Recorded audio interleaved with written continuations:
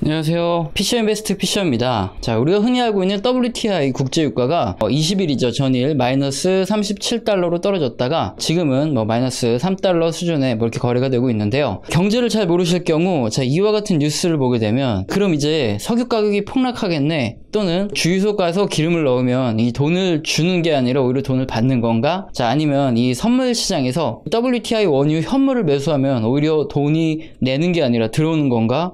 이런 궁금증이 생기실 겁니다. 자, 그럼 궁금증에 대해서 하나하나 자세히 설명을 드리도록 하겠습니다. 자, 일반적으로 우리가 알고 있는 국제유가는 실제 텍사스나 이 사우디에서 금방 퍼올린 이 싱싱한 이 원유를 한 드럼 사는데 얼마예요? 1배럴 사는데 얼마예요? 이렇게 매겨지는 가격이 아닙니다. WTI 원유 이 선물을 지칭하는 건데요. 일단 경제를 잘 모르실 경우에 여기서 선물은 뭐야? 이런 생각이 드시죠? 선물은 특정한 일자에 특정한 가격의 상품을 이렇게 양수 또는 양도받을 수 있는 권리를 거래하는 것을 말합니다. 자, 예를 들어 쌀 한 포대를 올해 7월 1일에 이 양도받을 수 있는 권리를 10만원에 매수해서 가지고 있다면 그 사람은 그 선물 증서만 가지고 있으면 올해 7월 1일에 쌀 한 포대를 받는 거죠. 자, 그런데 그 전에 농산물 가격이 급등해서 쌀 가격이 크게 오르면 매수한 쌀 한 포대가 10만원짜리지만 이게 11만원, 13만원 이렇게 오르게 될 수 있죠. 그러면 그 선물 증서를 10만원에 사서 가지고 있던 사람은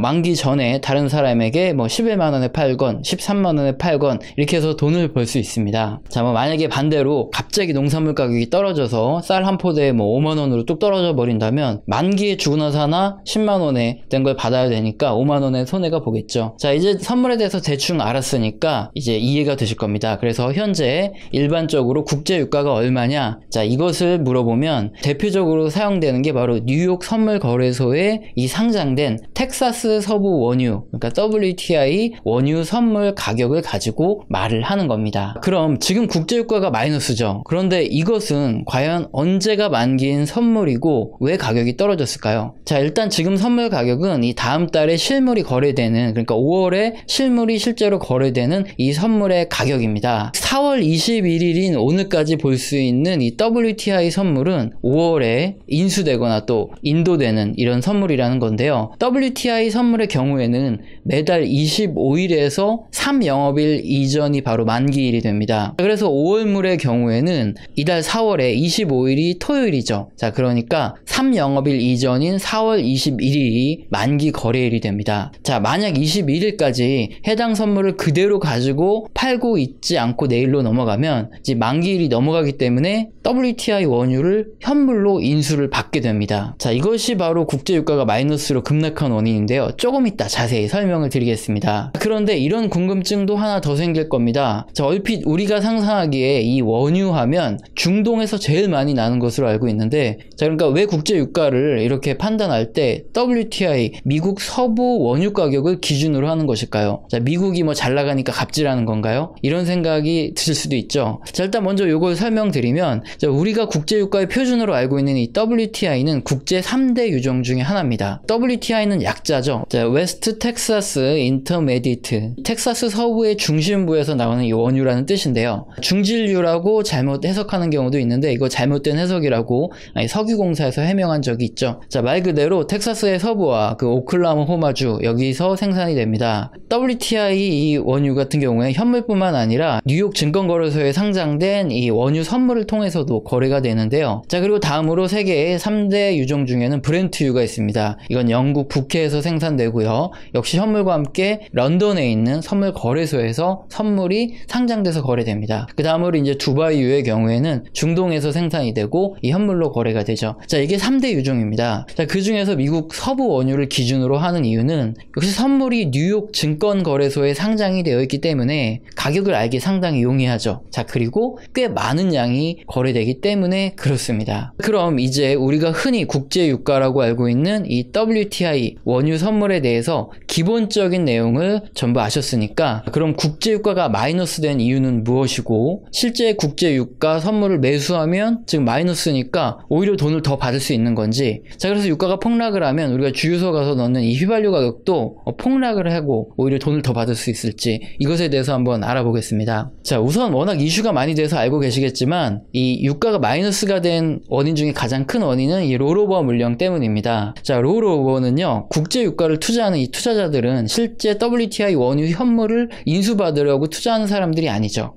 선물에 투자해서 가격이 오를 경우 얻게 되는 차익을 얻기 위해서 투자를 하는 겁니다. 자, 이에 따라 만약에 5월에 실물이 거래되는 이 선물을 가지고 있는 투자자라면 원유에 투자를 계속할 것이라면 5월물을 처분을 하고 6월물을 매수해서 투자를 계속할 수 있는 거죠. 자, 이것을 바로 롤오버라고 부릅니다. 물론 실제 ETF 등에서는 이 5월 만기일인 이 4월 21일에 마지막 날에 모든 선물 계약을 청산하고 6월물로 갈아타는 것이 아니라 미리미리 일정한 물량을 6월물로 이렇게 갈아타서 만기일에 임박하기 전에 미리 처분을 다 해버립니다. 자, 그래서 만기일 직전에 선물 거래 청산 물량이 몰리면서 가격이 급락하는 일은 쉽게 발생하지 않았던 것이죠. 자, 그렇다면 대체 이달 WTI 5월물 선물에는 대체 무슨 일이 있었길래 이렇게 만기일 직전에 많은 청산 물량이 쏟아지면서 이 마이너스까지 선물 가격이 내려간 걸까요? 자, 이유는 국제 유가가 크게 하락하였기 때문에 반등을 노리거나 또는 추가 하락을 노리고 선물에 투자했던 투자자들이 크게 늘어났기 때문입니다. 자, 이해하기 쉽게 설명을 드리면 선물 거래는요, 만기일이 얼마 남지 않을수록 가격의 변동이 커집니다. 그림은 5월 만기의 원유 선물 가격인데요. 자, 1월에는 배럴당 60달러에 거래되던 것이 보이시죠? 이것이 현재 마이너스 7달러로 이렇게 떨어진 상태죠. 반면에 자, 6월 달에 만기인 원유 선물을 보시면 동일하게 1월에 60달러에 거래되다가 현재 14달러에 거래되고 있습니다. 자, 5월물과 차이가 꽤 나죠. 그리고 올해 12월에 만기가 되는 원유 선물을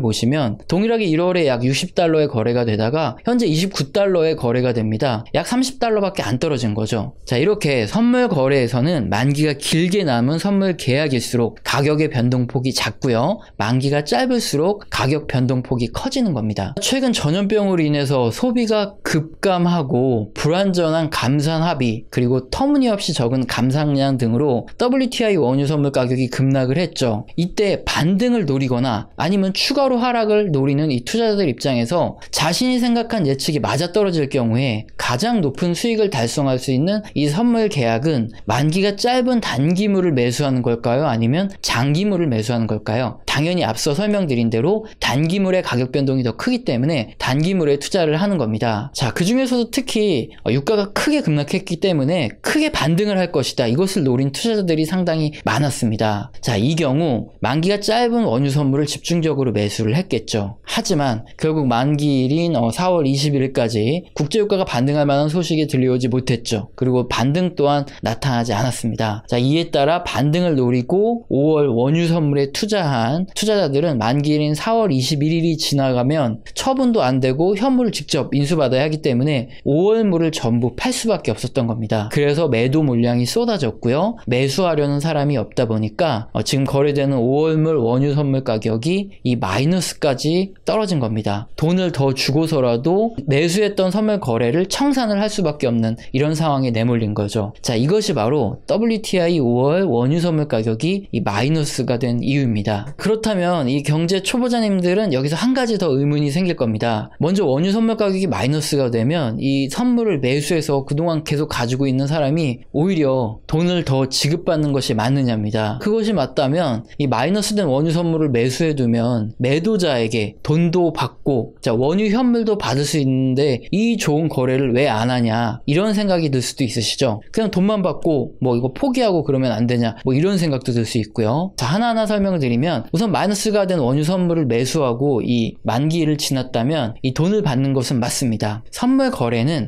지정된 월에 매수자에게 현물을 인도해 주는 것을 약속하는 계약입니다. 자, 그래서 20일에 WTI 원유 선물을 마이너스 37.63달러에 매수를 했다면 만기일인 21일이 지나가게 되면 한 계약당 37.63달러를 지급받는 것이 맞죠. 하지만 이 계약당 서부 텍사스 원유 1배럴을 현물로 받아가야 합니다. 문제는 여기서부터 시작이 되는데요. 만약에 내가 미국 텍사스에 살고 현물 수령 장소까지 가서 1배럴인 약 159리터를 받아올 수 있으면 아무 문제가 안 됩니다. 하지만 내가 한국에 있을 경우에는 한국까지 1배럴이 오는 이 보관비 및 운송비 등 이 경비는 내가 지불을 해야 되는 거죠. 그러니까 37.63달러 받자고 한 계약을 이렇게 끝까지 가져가서 1배럴을 배송받으려면 보관비 및 운송비가 대체 얼마가 나올지 알 수가 없습니다. 왜냐하면 현재 원유 보관비 및 운송비가 크게 증가를 하고 있기 때문입니다. 자, 그럼 여기서 그냥 37.63달러만 받고 원유 1배럴 받는 걸 포기하면 되지 않느냐 하실 수도 있습니다. 하지만 선물을 매수했다면 법적으로 뭐 한 계약을 매수했다 하면 1배럴을 양도할 의무 및 권리가 있고요. 매수자의 경우에는 양도를 받을 권리 및 의무가 있습니다. 안 받겠다고 할 수도 없고요. 그냥 나몰라라 뭐 배째라 안 받겠다 하면 양도자는 그것을 보관하는 것이 되는 거죠. 그러면 1배럴을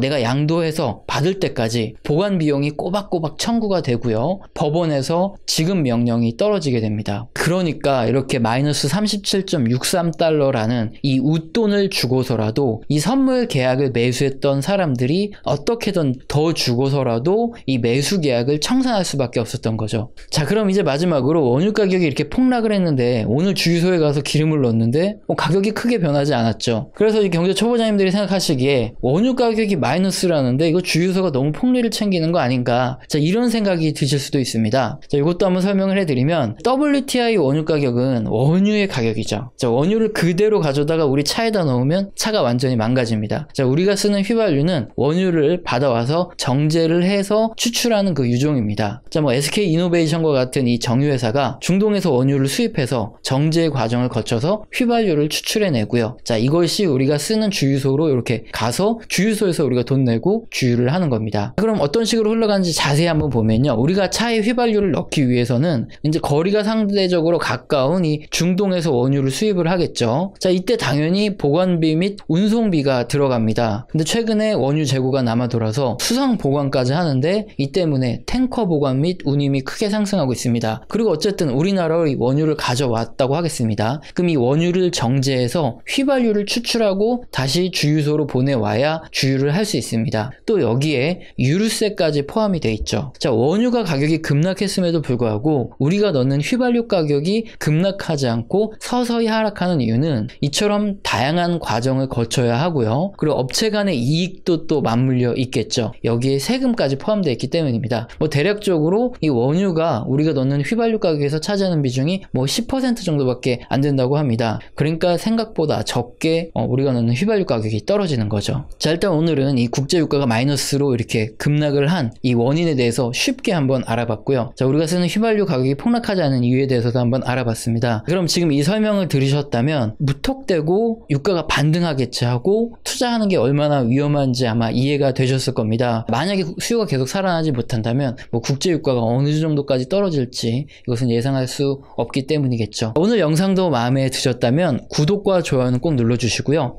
지속적으로 시청 부탁드립니다. 감사합니다.